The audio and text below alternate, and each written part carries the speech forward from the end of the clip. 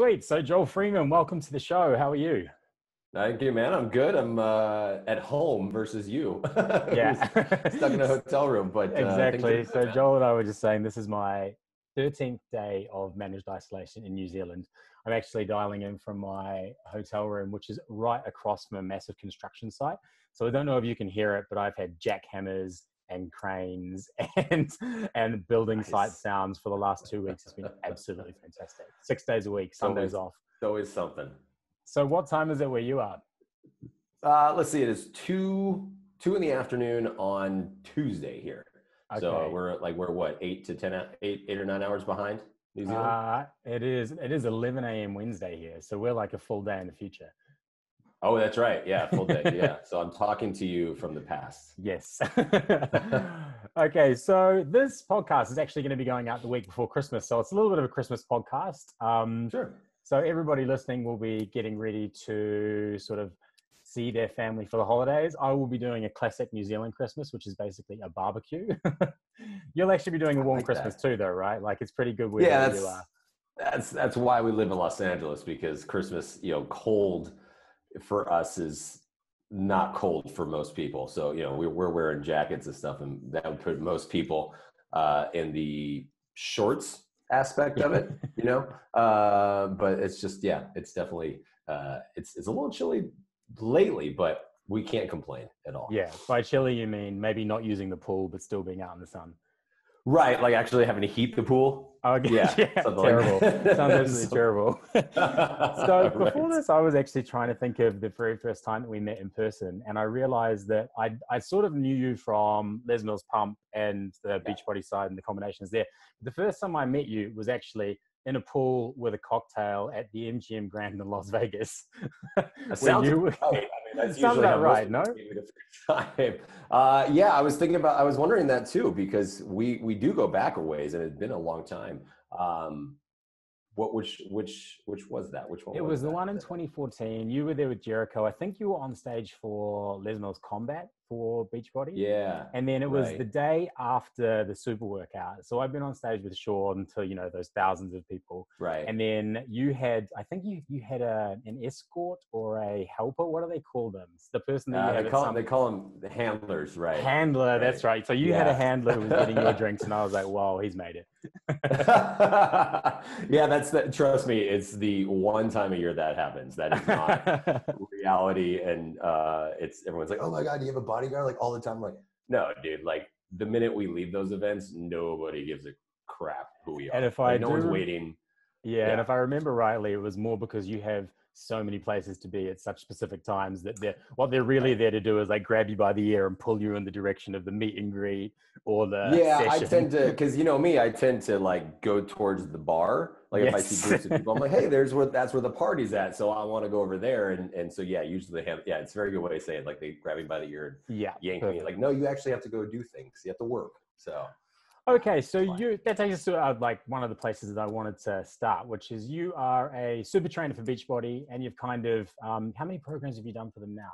Three So released? yeah, three exclusively with Yep. them, and then obviously the first one, the collaborative one with Les Mills and Beachbody, that kicked everything off with Beachbody. So, but three exclusively for them. Cool. So you're one of their core super trainers now.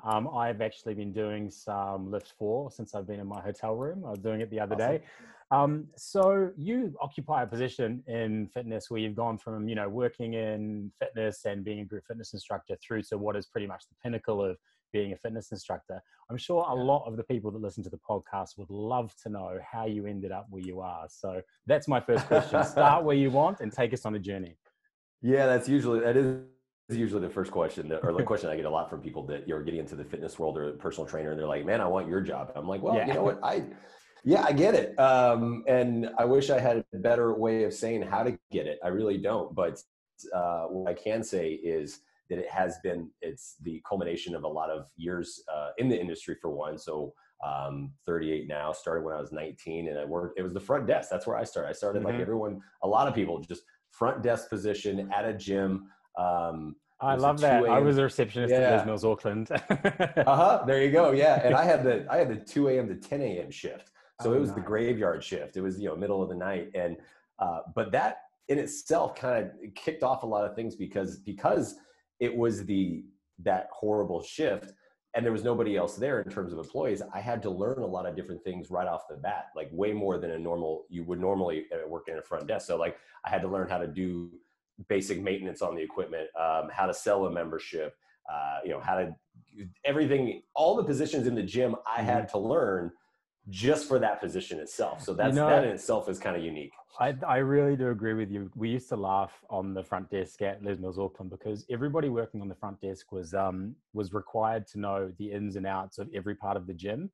You'd have everyone else from the gym come to the front desk and kind of ask a question, and you'd be doing 5 other things, and you wouldn't be able to answer them immediately, and they get really annoyed and be kind of like, "Oh, you guys don't know what you're doing." It's like, I know literally everything going on in this entire gym. Yeah. And that's the deal, is it's, the front desk is the hub of it. So, but I had to take that next step because again, I didn't have anybody to call if somebody wanted a gym membership or cancel memberships or this or that. So just from that customer service standpoint, it really put me going in the right direction, from day one. And then from there, just, front desk to morning manager to sales manager, and just kind of kept moving my way up.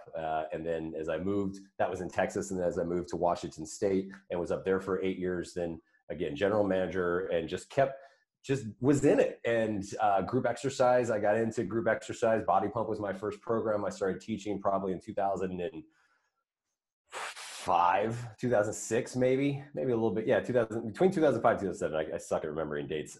But it was around then. And the whole reason I actually did it, 2 reasons I became a group exercise instructor. Number one, I realized that I was the minority and surrounded by a bunch of women. So I was like, this is great. I will totally be the only male in the class. So I was like, okay, that works. Yeah.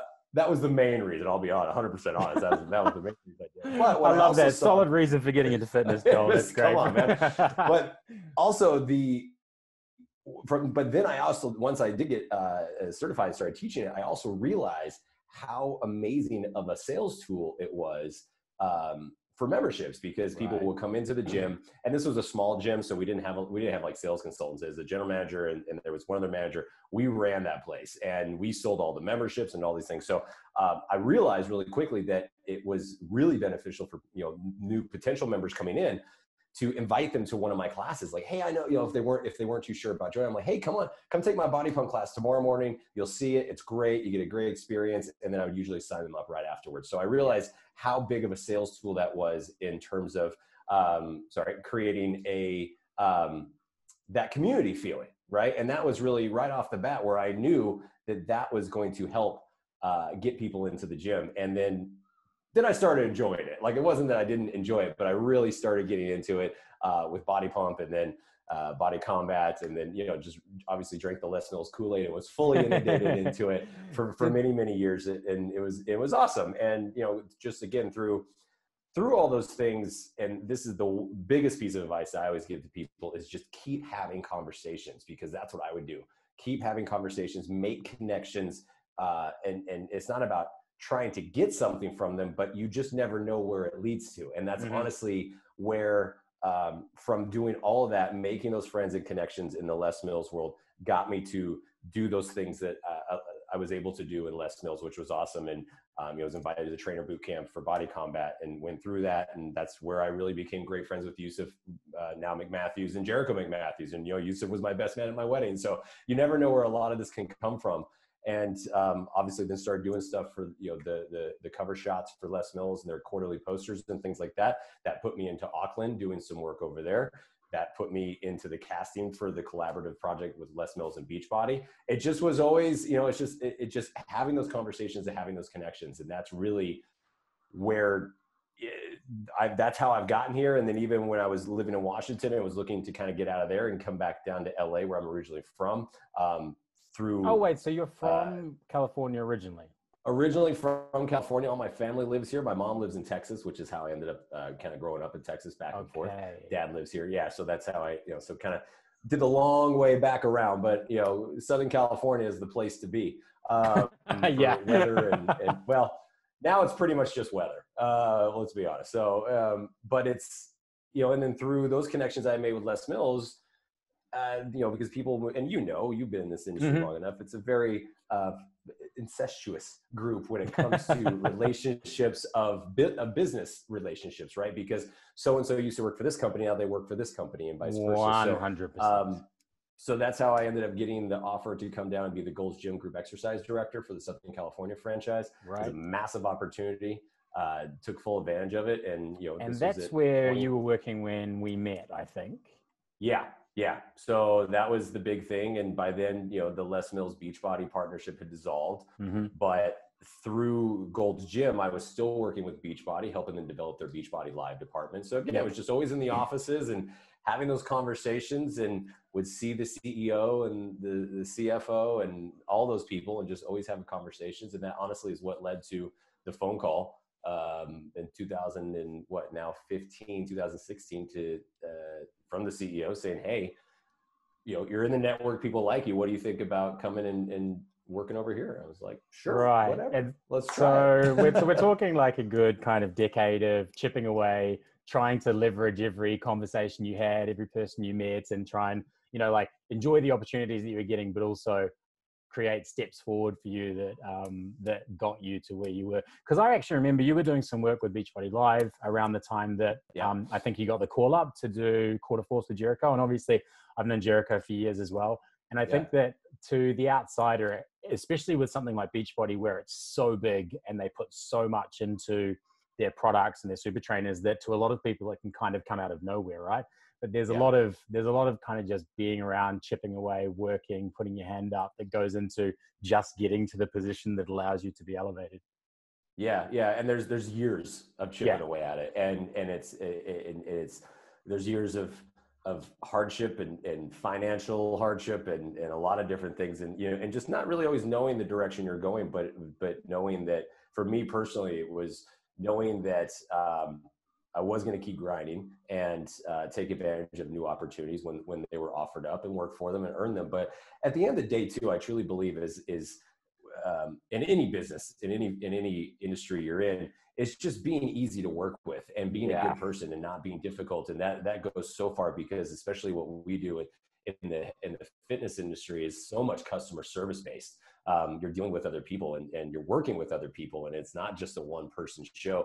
Even right now, and this is for me especially, this is probably more important than ever in my particular line of work now. Yeah, okay, I'm the face of these programs, but there are hundreds and hundreds of people on the back end that make these programs possible. They're the ones that are like even when we're on set and we're, when we filmed 10 rounds, for instance, the beginning of the year, we were on the road for 5 weeks straight. That amount of logistics and that just watching people grind their asses off, and it's, when did you got to be grateful and you got to be appreciative. Was it shot this year? Yeah, we lucked out. We wrapped 10 rounds in Philadelphia the week before lockdown. Oh, wow. Because I remember part of the full sort of advertising and marketing with 10 rounds was that it was a, week in each city, or. It was the whole program. The whole program. Yeah. The whole, culminating in Philadelphia for obvious reasons. For everything in different cities. And we spread it out and got it done. And on the road literally for come home, and we started here in LA, finished Philly, and we wrapped on Thursday. So I think, and I got home. Hold on a second. Next Tuesday. Did I lose it? Sorry, maybe we'll flick the video. I think it's my end. Like the hotel Wi-Fi is just not very good. So I'm just going to take a note down of the timing. Maybe we'll just take video off and we'll just do it as a voice recording, because I think that makes because it's going to be a podcast anyway. I just like to have a video for safety. So give me 2 seconds. So switch video. So basically, where did we get to? We were talking about 10 rounds, right? Okay. Yeah. Cool. Do you want to turn your video off as well? Oh yeah, sure, no problem. Sorry. No, you're perfect.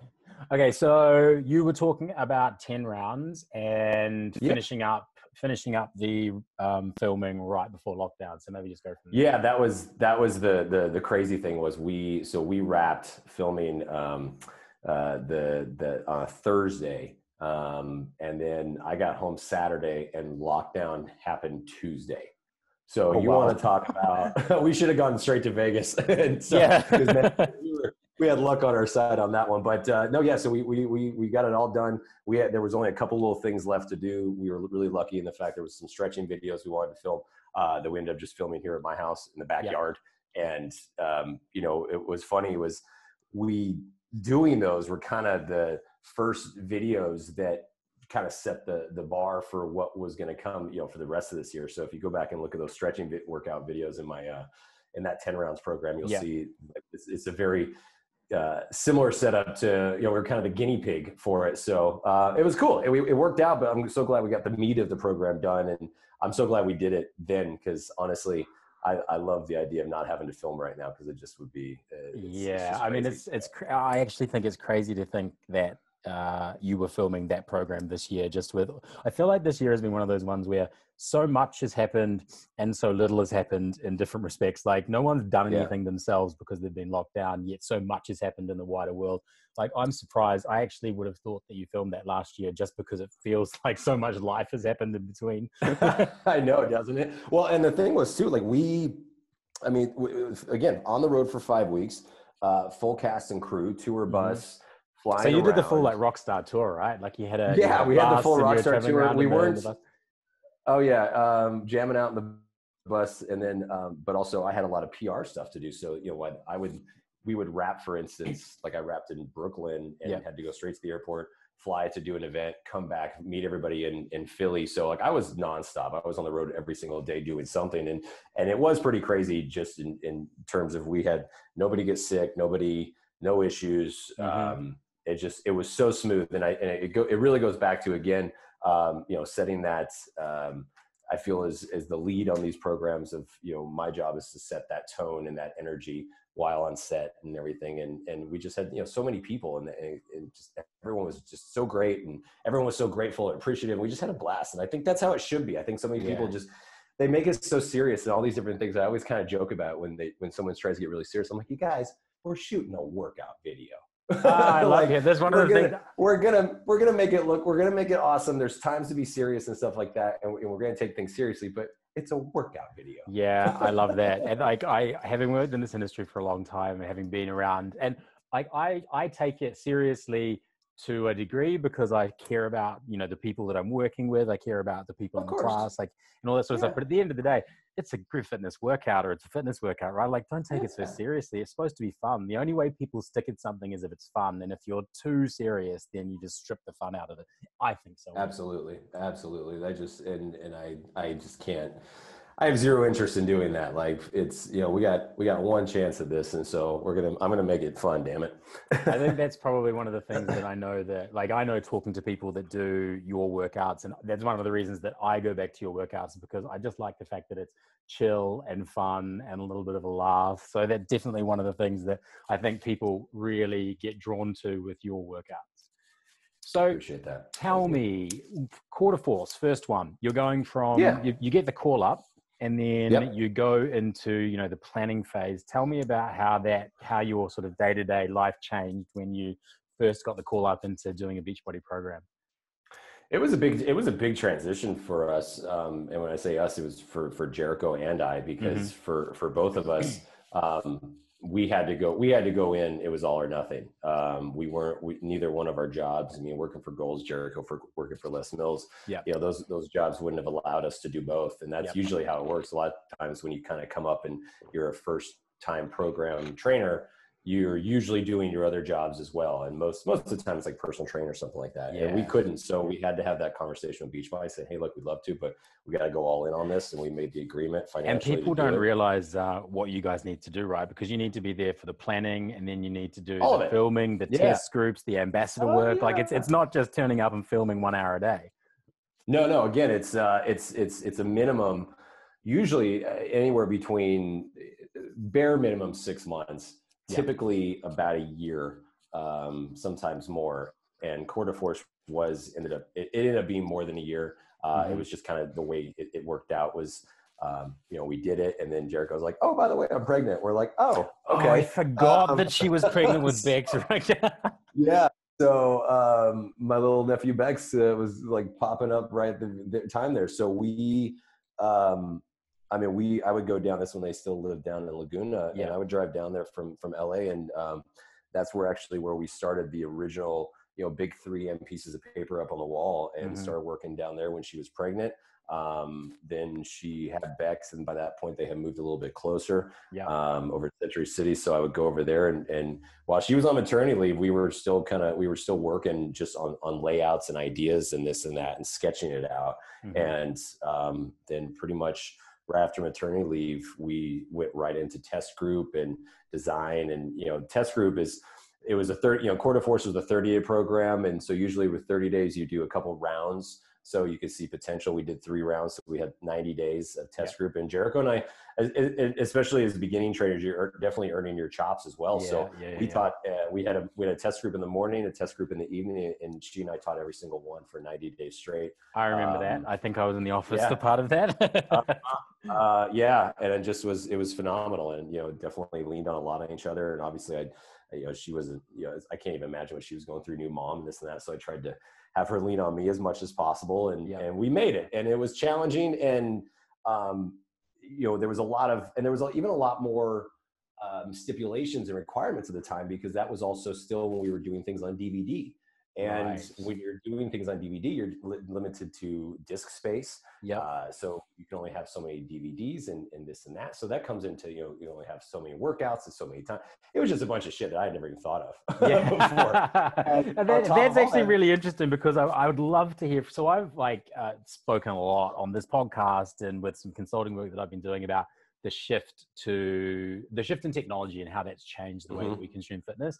And one of the biggest things I've seen with Beachbody, and I saw it with 10 rounds, I think I actually referred to 10 rounds in one of the seminars that they gave this year, is that it used to be that, I think of P90X, that it was, 90 days worth of programming, but I think it was only 12 discs, or maybe it was 9 discs. But, it was basically, 16 workouts over 90 days that you cycled through.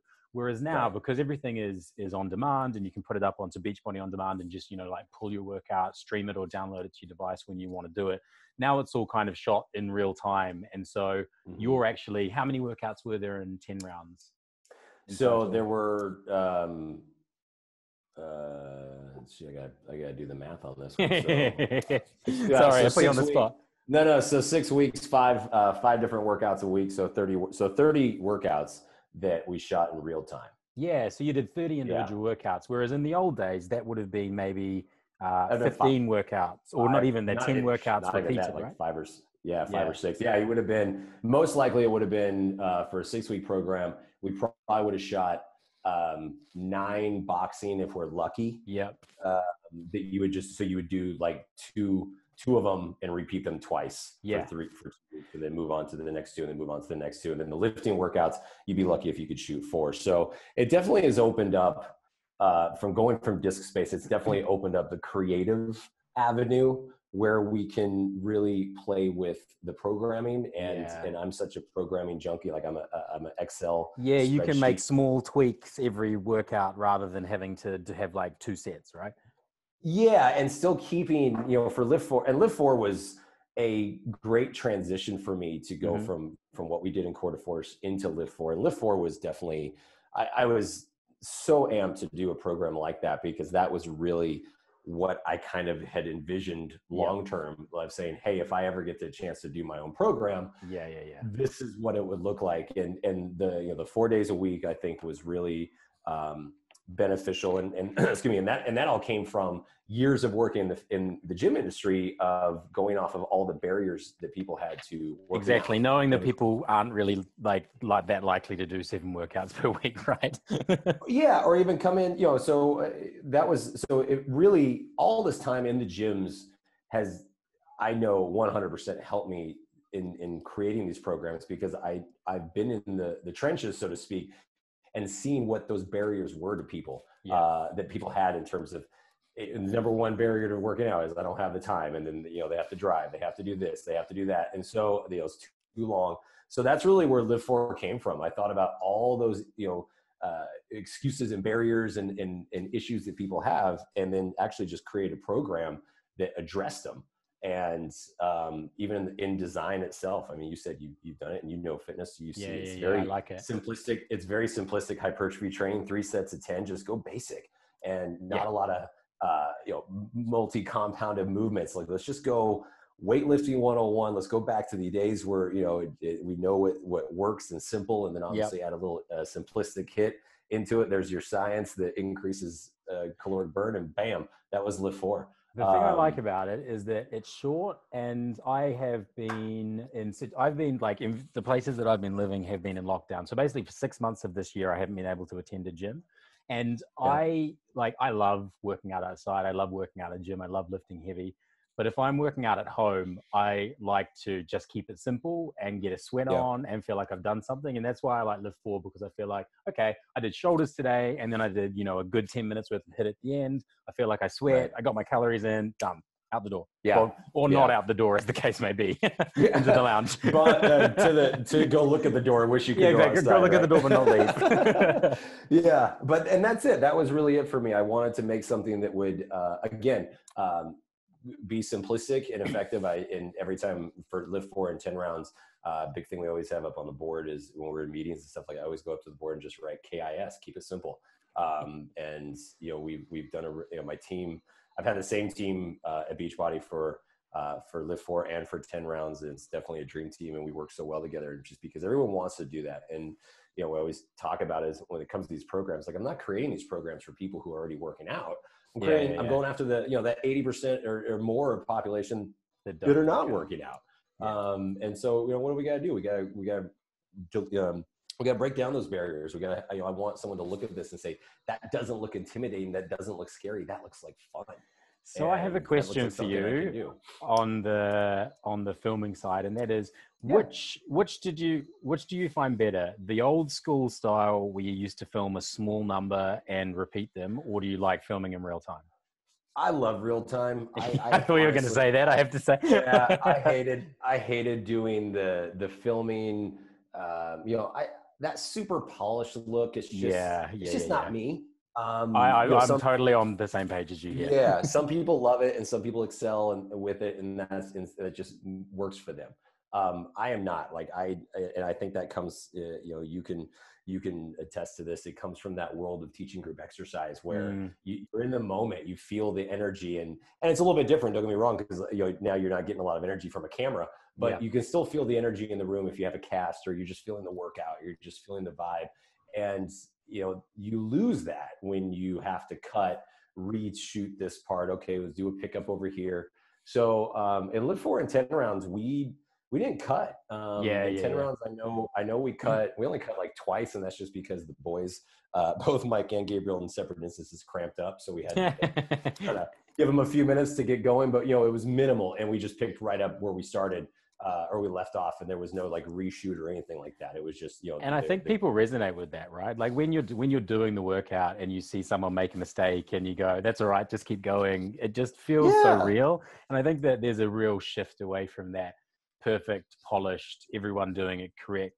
Now that, everyone's got a smartphone, there's YouTube, people are just storying. You're much more used to people not being super polished when they're doing any type of video content, and that's washed over into fitness, I think.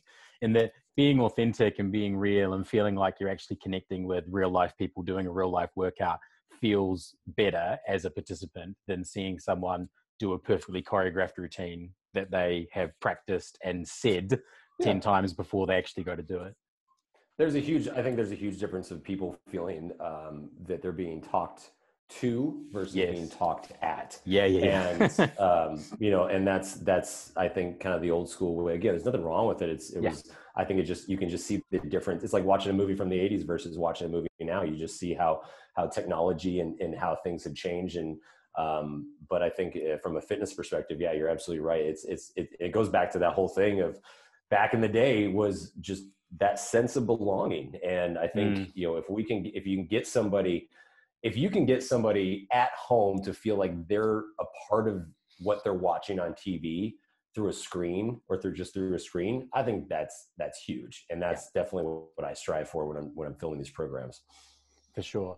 So taking that point about kind of how fitness has changed and where things are going, and obviously the advent of social media, I really wanted to talk to you about your approach to your socials, which I've been sort of noticing, a small change in, and it's not a change insofar as I've known you for a while, and this is definitely how you are, but you've started to be much more upfront about the realities of you as a fitness person and how you go through, cycles and normal cycles that I think everybody goes through. And the reason this resonates with me is that I've been in fitness for a long time, and I really understand this as well. And, I'm 39, so I'm a year older than you, but we're around the same age. We've been in fitness at the same amount of time. And that is appreciating that you've developed a happy shape. And I think that's what you refer to it as, right? The happy shape.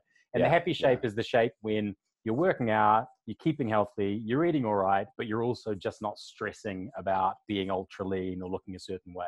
So obviously, as a super trainer, you have periods where you are working out all the time. You're doing test groups and then you're filming. And then there's obviously photo shoots where, there is an expectation that you will look like the product is you are a product of the product. But then when you're outside of those periods, you're keeping active, and I see the stuff you're doing on social media, you're surfing, or you're going dirt bike riding, or you're doing some adventure travel, but you're living life. So tell me a little bit about how you've kind of gone on that journey and where the happy shape concept came from. Yeah, it's definitely been a journey. It's definitely been a personal journey, I think, over the past, I'd say 5 years, as we've gone through and figuring out from a positional standpoint of being what does it mean to be a Beachbody Super trainer? Looking at my predecessors in this position, looking at my current teammates and this and that, and I think we're in such a cool place now with our current trainer team because we have so much uniqueness. What I see about that, and for me personally, it's just being true to who you are and figuring, and number one, you got to figure it out. That's really what I've been working on the past, I want to say 5 years, because it's really been more about, okay, when I moved back to LA and I got this job, and I was working for Golds, but then I got this job, and then, meeting Brianne, and now it's like, okay, now I'm married, I have a house, and I have this career that is finite. I know it's not forever, but it's a job that I'm obviously loving, and hopefully will last another 5-10 years, and we'll move on from there. But it was just then figuring out, like, all right, cool. I had to kind of find that middle ground as well, because when you said it best, look, key art cover shoots is not a shape that I want to walk around at all the time. And my first, because it comes at a cost, right?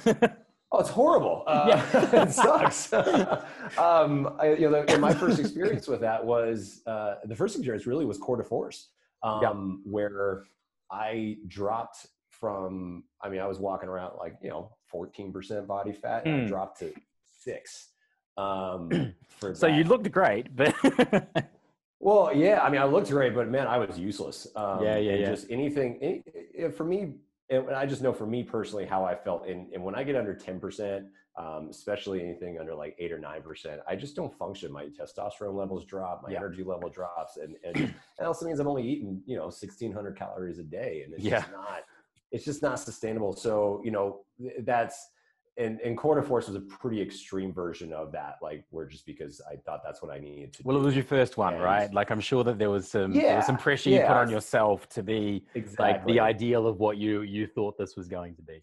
Sure. And if you look back at those cover shots, I am definitely in better shape in that picture in terms of leanness than if you at my next 2 programs with lift 4 and 10 rounds. I can look at those, you can look at those pictures and be like, all right, cool. There's always something you can pick apart about yourself, but I definitely wasn't the leanest that I'd ever been, but at the same time, it was functional. And I also think, okay, great. You can see some abs and you can see some muscles, but at the same time, when you were super, super jacked and shredded, I know that's I was in marketing, I get it, but at the same time, and that's going to sell stuff, but at the same time, I think it can also turn away people. And so over the years, I've kind of had to I figured that out, with lift 4 and 10 rounds. And you can tell definitely a difference even from the aspect of where we were, what am I saying? from the cover or from the key art to actual shooting the product, there's a difference there where I'm, a little bit, got a little bit of weight back, and it's almost kind of like when you weigh in for a fight and then you eat a bunch of food. Absolutely. I think that being a function. I mean, that's the thing too. Most people, they just assume that, okay, great. Lift 4 is an 8-week long program. We shot that entire program in 10 days. Yeah, exactly. So, it's never, I shouldn't say never, but for my programs, they haven't been real time shooting. So the point of all that is the fact of I've spent the past now, 5 years finding out what works for me, what feels comfortable. Where do I wake up on a daily basis?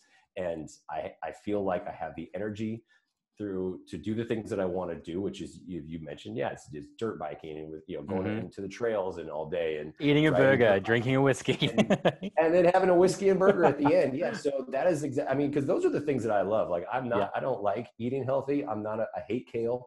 I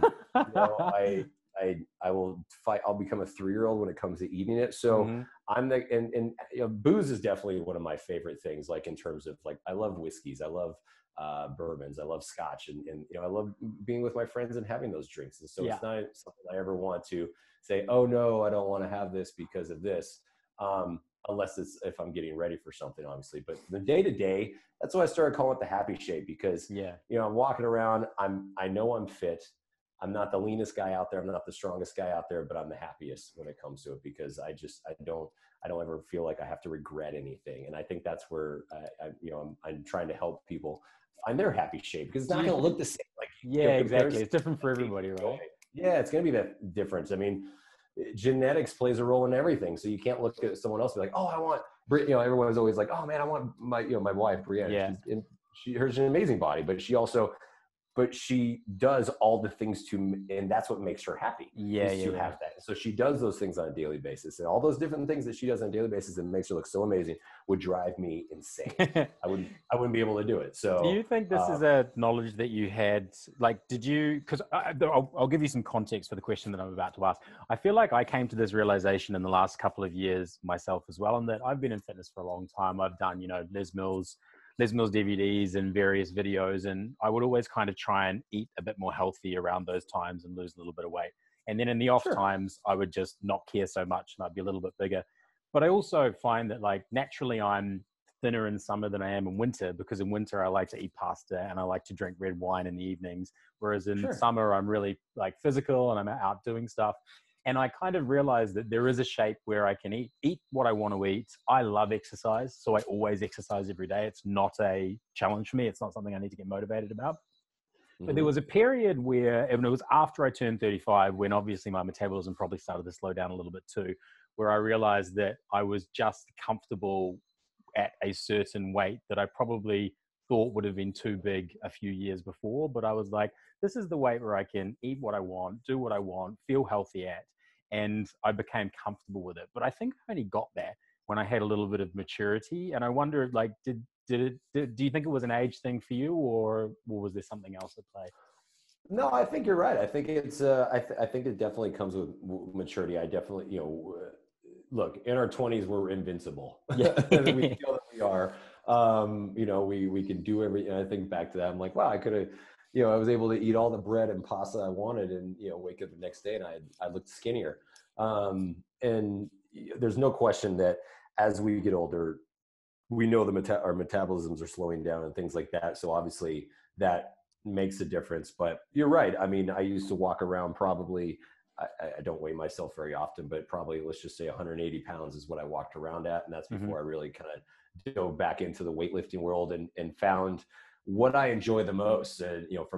From the workout standpoint, it's the same thing you said. I enjoy working out, but I don't enjoy exercise in really its true form. Like, I like lifting and I like boxing, but those are my two things. Anything more than that, I'm going to find an excuse not to do. So, and it's the same thing about food. I found consistency in my food, that of the things that I can enjoy for the most part, and know that if I stay consistent, 5-6 days a week, and then that allows me the whatever days that I'm out with friends or this and that, I can kind of go off the rails and not really care. And you're right. Now I probably walk around at 190 on a day-to-day basis. And that's definitely a 10-pound difference. And, that'll go away when I have to get ready for a shoot or something like that. But yeah, it's just where I'm happy. I just feel good. And, knowing full well that there's always something we can do better from a standpoint. But then if that's the case, it just comes down to priority. It's like, okay, fine. Do you want to see 6 abs or do you want to see 4? And what's the difference that you're going to have to make? The difference is the changes you're going to have to make to see those other 2.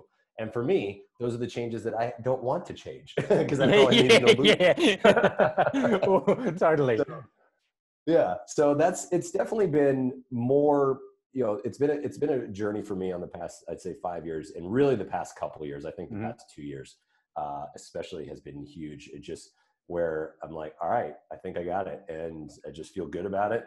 I'm confident in it, and I mean, it's who I am, and who I am has definitely changed over the years and the decades. And I think that's just shows growth. I don't think we want to be the same person that we were in our 20s. I know I don't want to be. I want to continue to evolve and mature and the way I learn things and keep going through stuff. But I do know that I'm just going to keep going in a direction that makes me happy. And if this is the shape that makes me happy, that's my happy shape. It's funny, isn't it? Because I think that there's always so much talk about body image when it comes to being someone with any profile in the fitness industry. Like you're judged a little bit on what you look like, whether it be big, small, lean, not lean.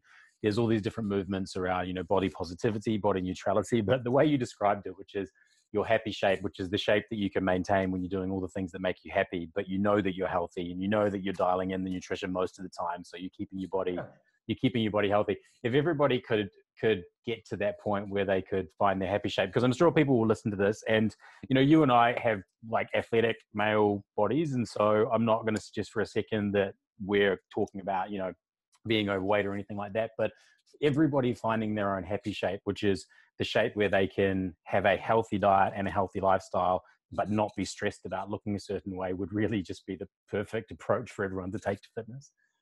Absolutely, man. And it's with that, I think there's just a big thing on the,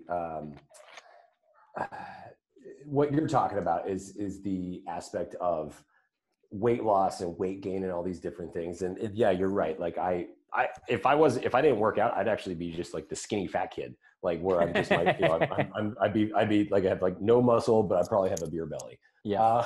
Because that's just my, my type. But you're right when it comes to weight loss and this and that. And look, it's to say that if someone's on a weight loss journey, because that's obviously a lot of my audience is what we do. And when somebody's on a weight loss journey, that's great. You're on a journey, but there's things.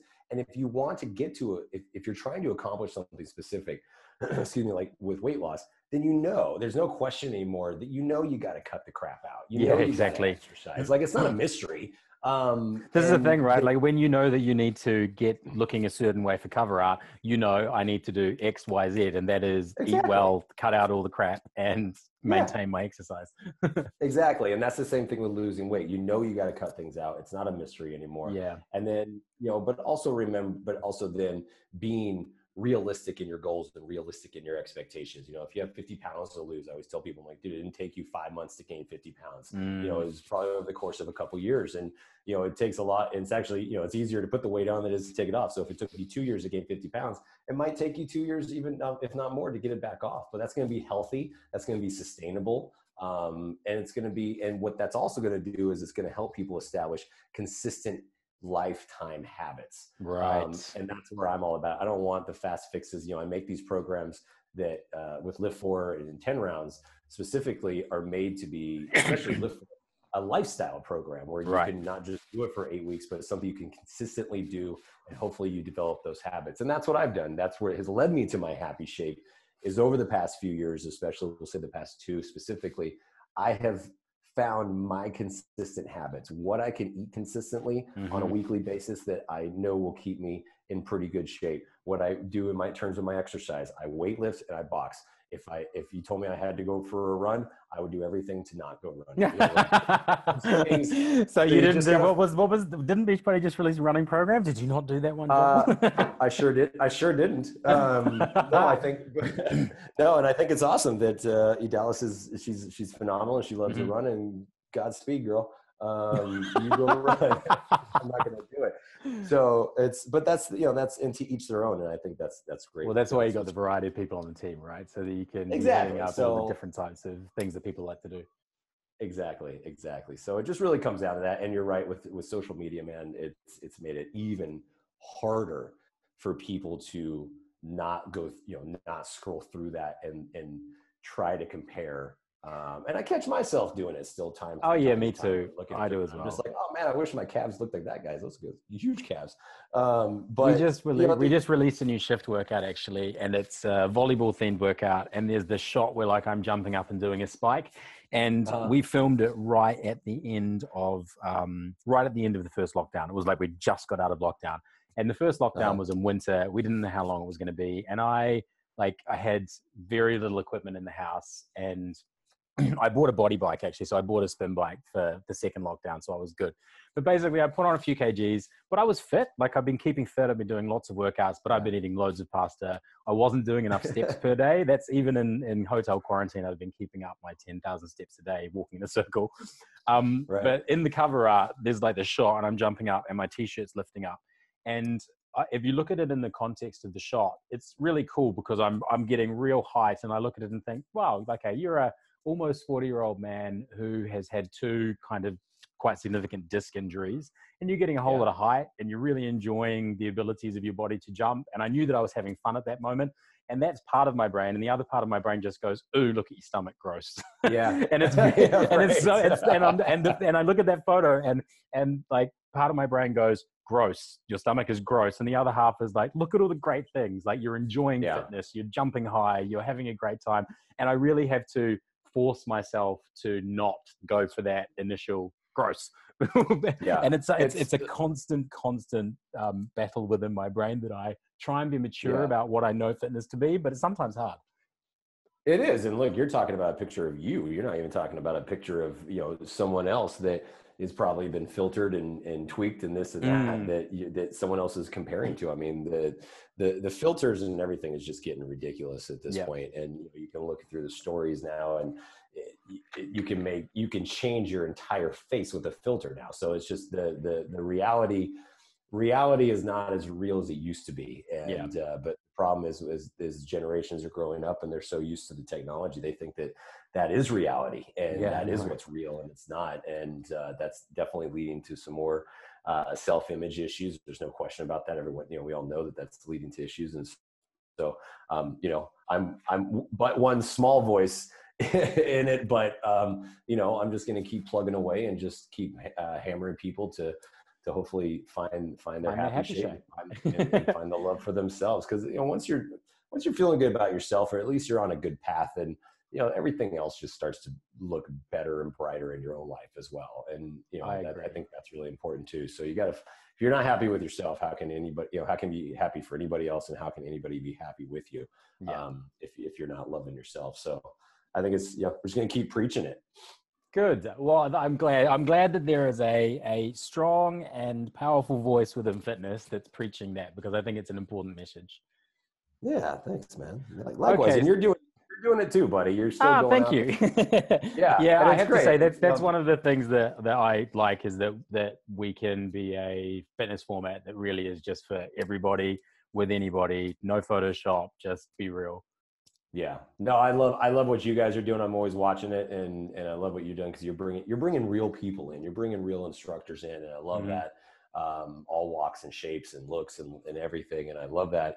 And it looks like, and you can tell you guys are having fun, and that's huge. And I don't, because people all the time, they're like, because I'm friends with you, I'm friends with people in Les Mills and all these other companies and Gold and this and that, and you guys like tell them, like, you guys, there's a lot of people out there that need help. And so everything that we can all do collectively to help people, I think there's plenty of love to go around, for sure. Oh, 100%. I get asked that question so much. Like, do you think that the fitness industry is being crowded out now that there's Beachbody and there's Les Mills and there's Apple Fitness coming in and there's Peloton? And the answer is absolutely not, because we've still only got like 20% of people that do any form of exercise, and 8% of people that do regular exercise. And so, I mean, I'm pulling those figures out of thin air, but it is something around that point, right?